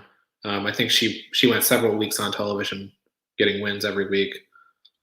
Again, Luna and Isla Dawn. So yeah, I agree. She's getting primed. Her and Ginny both. Yeah, it is. Effie, Ginny, and actually Zaya Brookside too. I keep on bringing her up, but she keeps on doing. They all got their licks in on Kaylee Ray specifically. Yep. Well, Piper didn't get a shot in. I know Amal and Nina Samuels were going at it on their own. But those three were ones specifically. They got a couple licks in on the champ, so we'll see where that goes. Saxon Huxley defeated NXT UK resident punching bag Jack Stars. And then the big main event that was announced for Thursday, Imperium, Walter, and Alexander Wolf, they will be tagging against Ilya Dragunov and Pete Dunne in a star-studded, huge tag team main event. Gary's going Dunne and Dragunov here. I can only assume if that happens, and I'll agree with that, I can only assume that Alexander Wolf is going to be the one that takes the fall here. Yeah, that makes sense. The question I have is, Dragunov came up and demanded that tag match. He just demanded a match. If it was Harvey Wimpleman standing there and not Pete Dunne, would that have been Dragunov's partner? Yeah, if it was Gilbert, would it have been? I think Dragunov was taking anybody with a pulse at that moment. But Pete Dunne happens to be the guy standing there and a good partner. Yeah, Pete Dunne's been hanging around with Sid Scala a lot lately. So I'm kind of thinking, as I said, I don't want to think this is going to be that cut and dry. You think Eichner and Bartel made their way over yet? I haven't seen him in a while. They probably have to fly to a neutral country and then quarantine. Yeah, so. And Switzerland's the neutral country, right? Isn't that normally neutral? Yeah, they don't take sides. Going forward, all right, we are in our last week of the G1 Climax. Ryan, it's been absolutely crazy. They said you had 5 shows between last week's episode of the EWP and today. Here's what we got going in the A block. We're down to 3 guys mathematically alive here. Yeah, and when Jay White's in the best position because Jay White has already beaten Okada and Ibushi, so he gets the tiebreakers. Okada lost to Ibushi and Jay White, so Okada has to win out with the other 2 losing out. Jay White, he just needs to beat Ishii in his last match. If he beats Ishii, then he wins the block. These are the upcoming matches for all 3 guys. And like I said, just to try to sum, Jay White's winning in. That's as simple as he put it, and then it's in order. If White loses and Ibushi wins, then Ibushi's in. If they both lose and Okada wins, then Okada's in. All 3 managed to hang an L here. Jay White gets the tiebreaker. So. Yep. Now there are things like draws that can happen that could be weird, but yeah, I mean it looks like it's Jay White's to lose, and there's a whole lot of back and forth between Jay White and Evil right now. So as we look at the B block standings, you can see Evil is alive with on top of it with 5-2. Him and Naito both have 5-2, but Evil beat Naito. So Evil has been sending messages over to Jay White. Can you trust Gato? Can you trust Yujiro Takahashi? A lot of playing back and forth there. So it kind of looks like we're alluding to all Bullet Club final between Evil. They have 2 nights left before Sunday's block final. And there's a lot of guys alive, but they certainly have a tall hill to climb. Sonata is weirdly well positioned because he beat Naito and he still has his match against Evil. So if Evil loses both matches, one of them being to Sonata, then Sonata could win the tournament. Yeah, I was about to say that's the one that everyone's got circled. You know, they circled 2 Evil matches when the schedule came out. One was against Naito. The other against Sonata, which I believe was a semifinal New Japan Cup tournament match as well. I know these guys are numerous time tag team champions. Yeah. But, you know, the hurt when Evil turned on Los Ingobernables, Hey Opone, it went to Naito, but Sonata took, you know, that hurt him as well. That was his buddy. That was his tag team partner. So. Yeah. Yeah, and I think that'll be the last match of regular block competition, I would assume. Is that? Yeah, well, I wrote those in reverse order, so that will main event the last night. They actually said that the last show, it depends on the match order depends on the rankings going in. Okay. So it's okay. I mean, it's probably going to be the main event, but if you're going Jay White versus Evil here, who do you got? Who wins that Sunday, right? That Sunday morning, I guess, our time. 2 a.m. Okay, wow. So that's closer to Saturday night than it is to Sunday morning. Okay. It's kind of a toss-up, I feel, but I think I'd go Evil. I feel like it's Evil's year. He won the New Japan Cup. It might be too much to give him the G1 too, but I think they're going all in with Evil. All right, I'm going to go against you on this one. It's Switchblade. I think I had him in the beginning, didn't we? I believe I had Switchblade versus Naito. I can't remember our picks from way back when. It seems like so long ago. But it said when I believe it was probably the second one because he got the win over Okada, followed by the win over Ibushi. Back-to-back matches, pretty much the very beginning of this. So I'm going to stay with the Switchblade here, the true leader of the Bullet Club. I know Evil's got something to do with that, but that's. I mean, I think that it's just as good a chance for Jay White to win. I mean, at this point, it's toss up. Yeah, 100%. You're gonna flip a coin, and we'll see what happens. As the Bullet Club, reminiscent of the Mega Powers, will most likely explode Sunday morning. To be honest, though, I don't really want to see either of them in the main event at Wrestle Kingdom. So, I just there's probably better opponents for whoever's champion at the time. All right. And then switching gears, one last brand. We had our 2 first quarterfinal matches of the Pure Championship tournament for Ring of Honor. 2 amazing matches. They extended the time limits to 20. And this is where we're standing right now. Jay Lethal and Jonathan Grisham, your original picks, the reigning Ring of Honor tag team champions. They both advanced. Yeah, that's right. And Jay Lethal advanced for the Lethal Injection, which is a diamond cutter, basically, a springboard diamond cutter. And Gresham with this really weird surfboard submission. Kind of the surfboard fell apart, but Gresham kept holding one leg and just tortured Seidel until he tapped. As these tournament matches get longer, the number of rope breaks is going to become more important.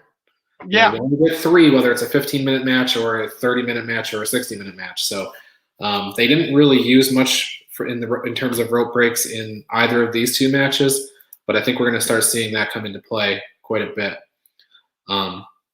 one other note from Ring of Honor, aside from the Pure tournament, is Matt Taven made his return on the show this week.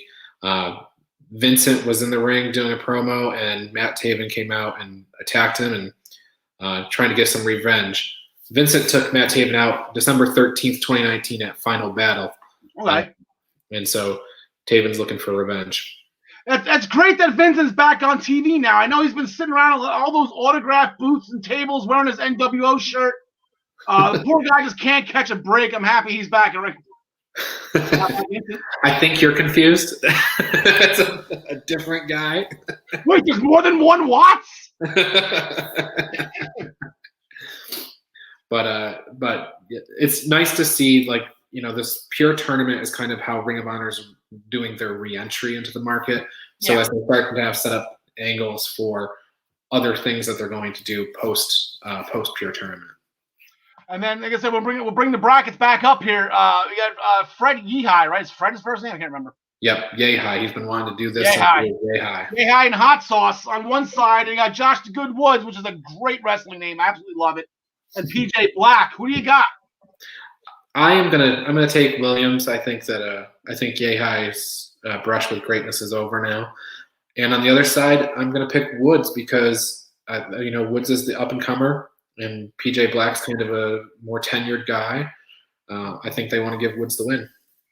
Okay, I was gonna go with PJ Black just because he's the only. I know Josh the Good Woods. I've seen him once or twice.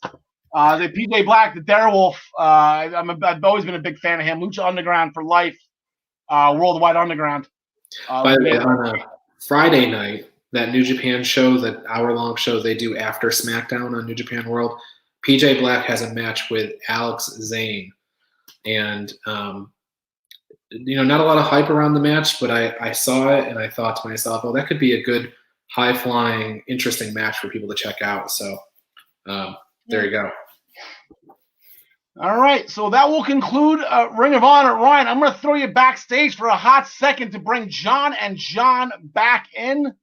Let me see if I can get it right this time, because I always have nameplates over people's heads. So let's just get rid of that. Boom.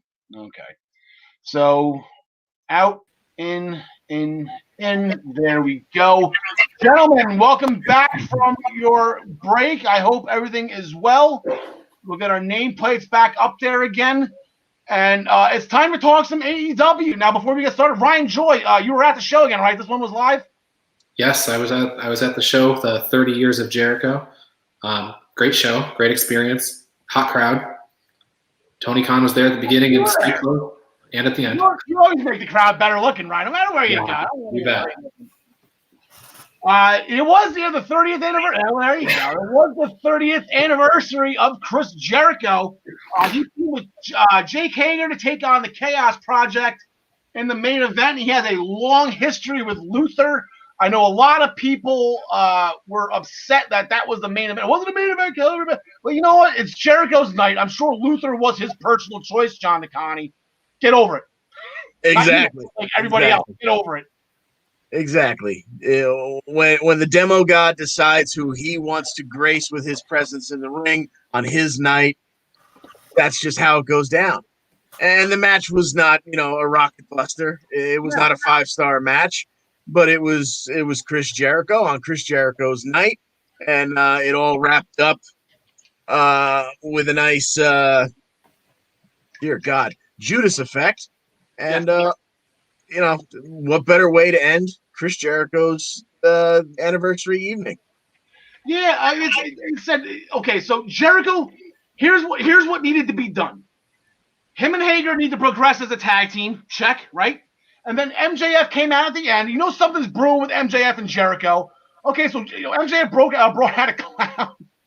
What was the clown? Clownico the Clown. Clownico the Clown. So the progressive story with Jericho and MJF. Everything else, the fact that it was Luther. By the way, did I miss the episode 30 Years of Luther? Because if Luther's been around this long too, did I miss something, Ryan?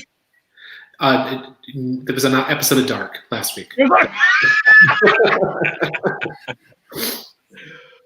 Chaos Project won on last Tuesday, if you're wondering. Going into tonight, though, I want to tie this in together. Going into the year anniversary show tomorrow night, excuse me, MJF has a huge announcement that's going to be making live on the first anniversary show of Dynamite. John Akani, any shots on what this is? I have an idea. That's the reason why I'm bringing them up. Yeah. If I had to guess, I'd say maybe he's going to declare himself part of the inner circle. Like he's made his decision. Yes, he does want to be part of a group, and Okay. we're going to get a look from the inner circle. Like, I'm sorry, what? Yeah. No. John Smith. I have it, but backwards. John Smith. I don't have the slightest clue of what this could be, actually. All right, Ryan. Maybe he's starting his own group. He's been known And for that's that. where before. he wants the inner circle to join him. Yeah, there you go. I'm allowing you guys to join me. I've given you gifts. I've given you jackets. I have celebrated it. You guys can join me now. I've accepted you, and then they're just gonna kick the crap. No, I don't think I'm in the inner circle. It's like, no, you guys are with me now. You get behind Wardlow. You guys are my numbers. If they were going Dark Order, their numbers 2 through whatever. Ryan Joy, we saw the first FTW, or I guess the second FTW championship match in about 18 years. The first one was on Dark. Nobody saw it except you, because you keep track of that stuff, and God bless you for it. Brian Cage, an impressive win. Will Hobbs, again, an impressive athlete. Yeah, Will Hobbs. I mean, big guy. Talk about a big guy. And it didn't stop Cage from hitting that drill claw on him. No. I thought, okay, well, he's gonna pull something outside of his arsenal, because as big as Cage is, he's not gonna be able to do that move safely to Will Hobbs. He did. Yeah, nailed it. Great match. Is that belt shouldn't leave Cage ever. Like, seriously, like it's not sanctioned by whatever, but that's. So the question is, Will Hobbs join Team Taz?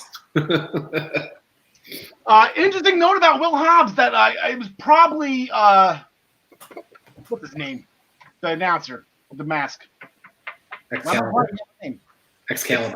Thank you, Excalibur. Probably Excalibur said this. I guess Will Hobbs' brother. There was their lifelong dreams to make professional wrestling together. As Will Hobbs as a wrestler and his brother as the manager. And his brother, I shouldn't have laughed at that. His brother was tragically shot protecting Will Hobbs, and saved his life. So it's actually a pretty incredible story that Will Hobbs has, that he's even actually here today. Unfortunately, like I said, he did lose his brother, but his brother was a human shield, and so Will Hobbs lived. Absolutely incredible, I guess, story that Will Hobbs persevered and continued to dream for his brother. So I heard that, I just became a Will Hobbs fan. I'm in. So I'm still good for him, and he had a great match. Like I said, absolutely great match with Brian Cage. He was, again, another phenomenal athlete. John Smith, there is an AEW #1 Contenders Championship tournament beginning at some point. The finals of this tournament will take place at Full Gear the first weekend in November, the first Saturday, which I believe is the 7th we discussed. They announced 6 of the competitors. Wardlow, Colt Cabana, and Hangman Page were added to Jungle Boy, Kenny Omega, and somebody else I can't think of. Phoenix. Ray Phoenix, thank you. You want a wild prediction of what the tournament final is going to be at the pay-per-view? Clearly, we're going to see Omega versus Adam Page at some point. I hope it's the final, but I don't see how it goes any other way, especially when you got people like Jungle Boy involved in a world championship tournament. I don't like the sounds of that. But. I would have went with Jungle Boy and Colt Cabana. They're the two best. Yeah, this doesn't. I mean, this is silly. Why don't you just make it a #1 Contenders match? I guess they could have great matches. If they put Kenny Omega and Jungle Boy in a match, like that could legitimately be like 27 stars easily. Maybe 30. Like that's. But going into the first anniversary show, we have every championship on the line. So we're going to throw it on PWP.com. Here are our standings for the Essential Wrestling Podcast Pool. please subscribe to our pool to play against us, or you can join a pool with your friends. That's away from everybody. I've been doing it for about 5 years now with my own personal clique. We have the public pool with us. Here are our standings. I'm just losing my lead as every show progresses. John the Connie, give us some time. You will eventually pass me if I keep on betting against Drew McIntyre. Here are the AEW specific shows in the overall standings. There's been 4 shows that we've done with AEW. It was a Double or Nothing. It was All Out, and it was both nights of Fyter Fest comprised this list. I know a couple guys missed a couple shows, which is why I kind of have a big lead here. Going into this is the first anniversary show. The scoring system: 5 points for the AEW Championship match, 3 points for all other titles, 1 point for the non-title matches, and it'll be 5-point perfect pay-per-view bonus if you get everything correct. The first match on the docket: Miro and Kip Sabian. Look at that smile on Miro. Look how happy he is to be in AEW. Look at that beautiful face. They're going to be in action, so unless anybody has any type of wild scenario where CM Punk and whomever, I don't even know, who haven't seen in a while. X-Pac. There you go, CM Punk and X-Pac.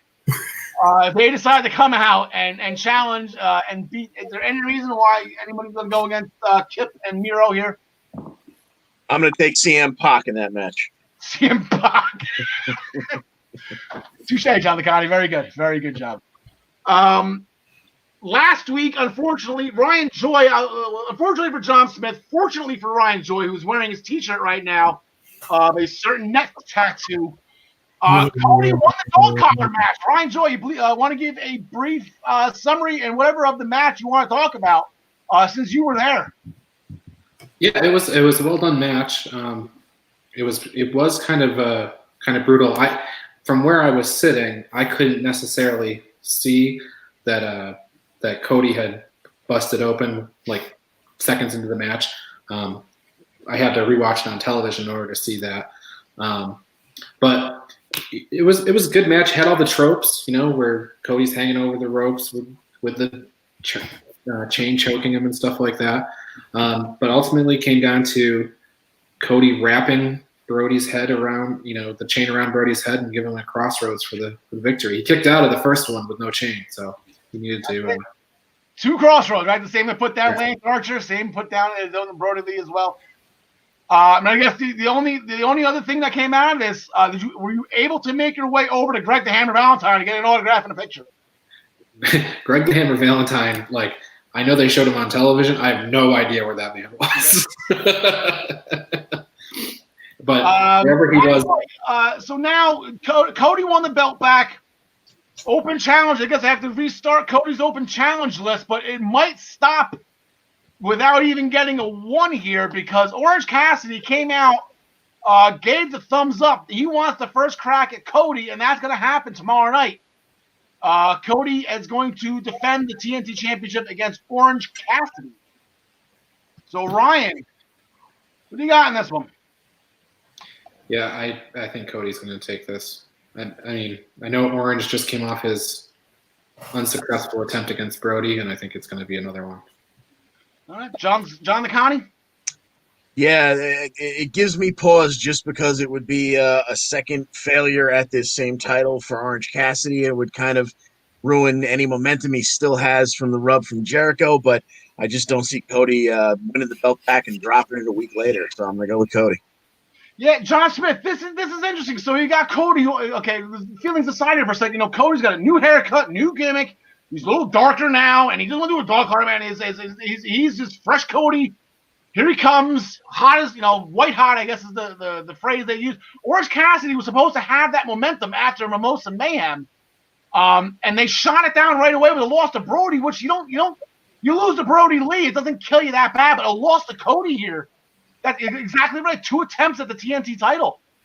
Yeah, I'm going with Orange Cassidy on this one. It's mostly feelings on that, but I mean, how are you going to go have him beat Chris Jericho and then lose to Cody? I mean, I know that they're Cody likes to book himself like he's Hulk Hogan, Now that's we could do a whole podcast about that, but like it just doesn't make sense to have Orange Cassidy lose this match. I feel like maybe they didn't want Orange Cassidy to beat Brody Lee for some reason, and so they did this so he could beat Cody instead. But I mean, God willing, otherwise my boycott is going to last quite a while. Yeah, I'm going to be rooting for Orange Cassidy. Like I said, he beat Chris Jericho. Like he's got to do something with it. So I'm going to take Orange Cassidy as well. Some kind of miracle. There's got to be. There's got to be maybe one title change tonight, right? Out of the 4.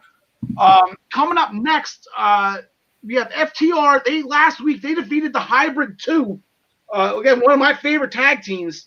To retain the tag team titles after a powerplex. Shout out to freaking Hercules and Paul Roma. There you go. So Jim Ross actually said that move was directed to the Bucks. I don't remember. Did the Bucks use the powerplex, Ryan? I don't. Not that I'm aware of. I have no idea. The best friends, they put weenies on the Titantron in reference to Dax or Cash and Dawson. Cash and Dax, right? Yeah, I got it right. Yep. No, half push-ups, right? 5 push-ups. I screwed up one. In reference to what Orange Cassidy called them weenies from the week before. And here we go. It is not going to be 20 minutes of greatness. It's not going to be a brush. It's going to be a full 60-minute time limit match, if necessary. Like I said, there's going to be no time limit. There's no 20-minute time limit. It's a 60-minute time limit. The normal tag team championship match, not what they've been doing. So the best friends are going to get another crack at this. This is their second chance at the tag titles in recent memory. They came up short against Adam Page and Kenny Omega. John the Con, we'll start with you on this one. I'm going to go with the champs retaining. I think it's still too soon for them to even pretty much have a hiccup. Yeah, 100%. I'll jump the line. It's them and the Bucks, right? John Smith. Yeah, give me the Crevival. Ryan Joy. Yeah, it's just a stop on the way to the Bucks. That's it. So hopefully it's going to be a full gear. I'm kind of thinking it'd be Bucks and FTR. If they got any money left to get there. Big Swole defeated Serena Deeb after a big boot, headbutt, spinning elbow combination. The boot, the bounce off the ropes, and then got it pretty good, Serena Deeb. Serena Deeb looked really well in the ring, but this catapulted Big Swole into an AEW Women's Championship match here. We haven't seen our champ in a while. She really hasn't been doing anything recently. I'm nervous about this one too. John Smith, we'll start with you. I mean, right when I heard about this, I was like, "Oh, Sheeta's definitely winning." But now, the more I think about it, I think they're putting it on Swole. All right, John McConney. Yeah, like you said, I guess there's got to be a change somewhere. Give me Swole. All right, Brian. No, I'm sticking with Sheeta. All right, so Swole. Well, here's the thing. I don't want to say Britt Baker is going to be the benefactor. It's got to be Britt Baker versus the winner of this, right? You got two faces. Baker, Swole's already got the program with her. Sheeta, I don't know. They never had an in-ring match, right? Britt and Swole, so maybe they're going towards that. I'm going to go Swole as well. I just think I don't know if they ran out of ideas with Sheeta or what they're doing. She hasn't even been in the crowd. It seems like I don't know what they're doing with her. Unfortunately, I think the time's up here. Swole's got the hot hand. Give her the belt. And then the match that we've been waiting for a couple of weeks now since Lance Archer won the Casino Battle Royal, or half won, I guess. Right? Eddie Kingston was never eliminated. But Lance Archer was the one he's going to get his championship match. He's got Jon Moxley. This is Moxley, Ryan, if I'm saying this correctly, his third title defense in the past 4 weeks. So he's been busy. This is a rematch from Wrestle Kingdom. Ryan, I don't want to steal all your thunder here. That was a Texas death match or something, right? Yeah, Texas death match in Tokyo. Because that makes complete sense. For the United States Archer is from Texas. For the United States Championship as well. Right. So what are we seeing here, Ryan? I'll give you the first crack at this one. I was in the crowd when Jericho won the title. I was in the crowd when Moxley won the title. I think I'm in the crowd when Archer wins the title. Wow. Okay. John Smith, you look shocked right there. I hope you're right, Ryan, but I'm going with Moxley. I feel like, but when he eventually wins it, it's going to be on pay-per-view. It's not going to be free. First anniversary show. This is big. And what does NXT have going on right now? They have nothing promoted. John Nicani. Yeah, I think I'm not sure I would have said this last week, but the more and more I think about this match, I think I'm going to go with Archer. Otherwise, having 2 shots at 2 belts and a big monster not coming through, what do you do with him next? It's the same conversation with the Orange Cassidy. Like, it's the exact same conversation, right? What do you do with Archer if he fails at this? I'm going Moxley. I don't think it's 3 title changes in one night. I don't say I'm confident in any of this. This is all toss-up to me. Everyone, FTR is kind of a lock, but other than that, all these matches can go either way. So that will do with AEW. Again, join the Essential Wrestling Podcast pool at ProWrestlingPick'em.com. Play against us, or start a pool with your friends. Screw it. Take their money. We are going to, it's that wonderful time of the week again. We're going to reveal number 24 of my top 30 favorite WrestleMania matches. This was a good one. I don't think I'm going to have any complaints on this one. It was briefly mentioned a couple of weeks ago by somebody, I think Ryan, from the beautiful mind of Chris Jericho, created the Money in the Bank ladder match. And at WrestleMania 21, the first one was taking place. These were 6 Raw athletes at the time. The winner got a World Championship match, which ended up after the draft lottery ended up being a WWE Championship match. But this match, like I said, I watched it back this afternoon. Absolutely incredible. Chris Benoit walked into the match with 25 stitches in his face that he opened up doing a diving headbutt off the top ladder onto Kane. So he walked in injured after a match with Tomko and then opened up that wound during the match. That was incredible. Kane was announced. He lit the ladders on fire. That was pretty intense. Christian, I believe JR's quote during that match was, Christian's eating more ladder than the law should allow. So he, I think, had one offensive maneuver that entire match, and it was a concerto with ladders instead of chairs with Edge on Kane. Jericho shine as always. And I said, Shelton Benjamin, he was the one that came out of that match. The crowd, he had the crowd on their feet chanting and cheering for him at least 3 or 4 times. And that was our first look of Shelton Benjamin in that kind of area. He was the Intercontinental Champion walking into the match, but he was never in a ladder match, I don't think, before that. And he shined. His star shined brighter than anybody that night, and that's including Edge, who ended up winning the match and then eventually cashing in on John Cena to win his first WWE Championship. I believe at New Year's Revolution. Sounds right. Sounds right. Yeah, so the Money in the Bank, the first ever Money in the Bank ladder match. That is, spoiler alert, that is the only Money in the Bank ladder match that is on my list. Honorable mention to the one again from that we talked about at the show from WrestleMania 23. That was absolutely incredible as well. Specifically Booker T's pulling the 2-foot ladder out from under. Tell me I did not just do that. Anyway. So that'll do it for that. Tune in next week for number 23. So we missed it just by one. But we are now 24 weeks and change until WrestleMania 37. Get excited. Please make sure you tune in to the Primetime Rundown this Friday, which is hosted by Joey Jarzenka, accompanied by Ian Schreier and Rob DeLuca, and is powered by StreamYard. It is airing, again, this graphic is incorrect. It airs at 7 p.m. now on Fridays on the Eastern Observer Facebook page, on the I-95 Sports channel on YouTube, or on channel 198 on Zingo. These are all the same ways you can watch us. You can watch them as well. They had a big NHL free agency frenzy this past Friday. I'm sure they're going to have some basketball to talk about with the NBA Finals just wrapping up, plus all of the football action as well. Now that hockey's over, basketball's over, baseball's winding down, football's going to take probably control their show for the time being. And I don't think anybody's going to have a problem with that. Who doesn't like talking football?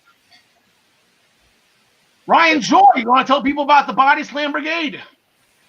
Yeah, sign up. We did not have an issue last week. We had some things going on with the website and some upgrades going through and stuff. So no issue last week. Be an issue this week. Comes out on Friday. Sign up now, and it's free. That's the best 4 letters that you could possibly put together for a word, Ryan Joy. All right, so let's go that. Where am I going here? Also, I want to give a shout out to Tyler Adele. I know we haven't been making fun of Tyler a lot recently, the past couple episodes. Reason being, actually, he's doing something kind of serious right now. He's actually he's turning into a writer. Every time Tyler's writing something, it was Chris Farley. Is that Bill Shakespeare over there? So Tyler's doing some writing. You can check out his columns on the Eastern Observer. He is going to be the senior Islanders correspondent and the senior Yankees correspondent. I know both of those teams are now officially in their off season, but he has been writing a lot of reviews. I know for the Islanders specifically, he's been writing reviews on each player and how they performed in the playoffs. And to tell you what, every one of them deserves an A+. Or at least somewhere in the A range, considering that was the first time since 1993 they made it to the conference finals. And then I just happened I only watched 1 inning of baseball since it started back up again, and it just so happened they showed a highlight of Aroldis Chapman throwing at some guy's head earlier in the season, and then that guy hitting the game-winning home run off him to eliminate the Yankees. And that's all I need. I'm good with baseball until next season. As long as the Yankees are out, I'm good to go. Join us back next week, John DeConnie. I'm sorry, I know you're a Yankees fan. Join us back. That's not them. Where's ours? There's ours. Join us back here next weekend, next Tuesday, same bat time, same bat channel, 6 p.m. on the Pro Wrestling Pick'em Facebook page, on the Minutes to Bell Time Facebook page, on the Eastern Observer Facebook page, on the I-95 Sports Network on YouTube. And for everybody that has Zingo out there in the world, please stay tuned to this channel, channel 198, so you can be part of the millions and millions and millions of people who get to experience the Essential Wrestling Podcast on a weekly basis. So that'll just about do it for us. Thank you so much for letting us BS about some wrestling with you. We really enjoyed it. John Smith, the computer has frozen. There, hold on. Let's get him out of there. I'm here now. There you go. I see you now. Perfect. Now, when I had my coughing fit, I unplugged my computer and I didn't realize it. Glad that you're okay, John Smith. Alexa Bliss, we love you. Tegan, we miss you. Get well soon. Lars and puke emoji. John Smith, take us home. Thanks for joining us, and as always, we wish you the best in all your future endeavors.